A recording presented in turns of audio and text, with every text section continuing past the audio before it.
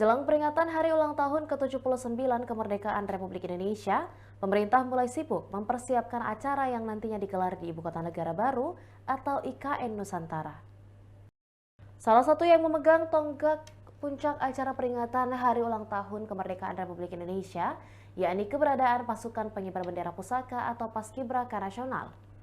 Seperti sebelumnya, Paskibraka diisi oleh siswi-siswa SMA terbaik perwakilan dari seluruh provinsi di Indonesia. Lalu, bagaimanakah sejarah awal mula pembentukan Paskibraka?